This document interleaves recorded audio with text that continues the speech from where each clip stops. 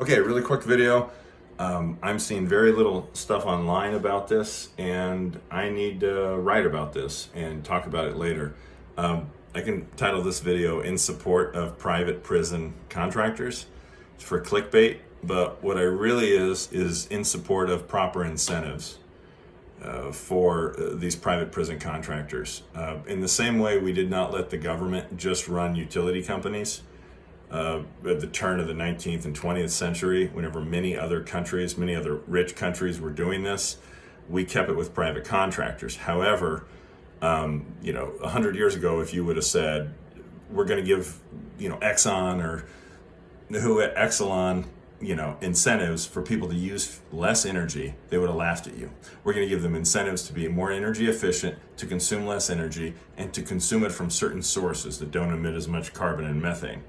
Well, we have a complicated regulatory scheme here, not just in Illinois, but throughout most of the country. And most parts of the country have it where utility companies get paid more when people have more energy efficiency. And whenever certain consumers of this energy, people and individuals and businesses, whenever they consume more of it.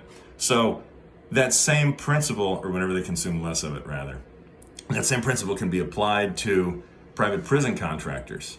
Like, are there fewer fights that take place inside a correctional facility? Do the men and women leave the facility with skills that can be rewarded in the marketplace where they can find employment? Is there lower recidivism? In some instances, is there less racial segregation?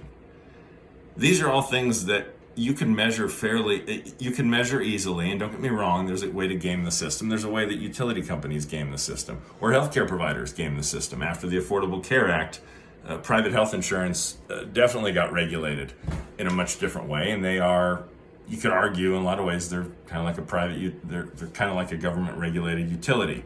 Certain insurance policies, if they're on the exchange, Medicare policies, Medicaid policies, even group health plans are much more regulated. But the point is I don't hear anybody talking about this. I hear that on the left saying, private prisons are bad, private prison industries are bad, and somehow thinking that the government's going to be much better at providing these services of shelter, clothing, security, food.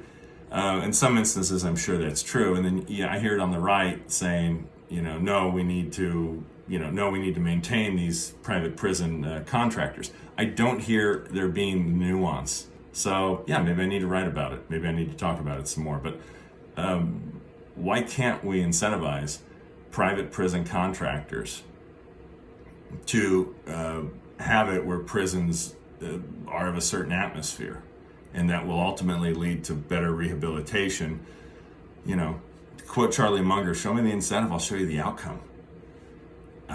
If you incentivize private prison contractors to fill up prisons and to cause offenders to reoffend once they get out, if that's their financial incentive, it may be harsh, but the entity as a whole is going to behave that way. If you incentivize them to say, okay, we will give you more revenue, you'll have a better profit margin. If there's lower recidivism rates, if there's fewer fights, if inmates actually get correction whenever they go to these places, then you will see these private contractors behaving in a way. So I would love to have somebody on a podcast who's a retired correctional worker. I don't think any employee could do it now without risking termination. Or than if you are a retired private prison contractor. I'm very ignorant of this subject, but I hear nobody talking about it. And I did a quick search, GPT, there was some think tank that did bring in recidivism rates and how they can tie that to contractors. So I don't want to say that literally nobody's talking about it, but I don't hear this online, and I think it's an idea that we at least need to talk about. So show me the incentive, I'll show you the outcome. And I want to have a prison and a juvenile system for men, women, and children where the private contractors are incentivized for rehabilitation and correction, not incentivized for reoffending and overcrowding.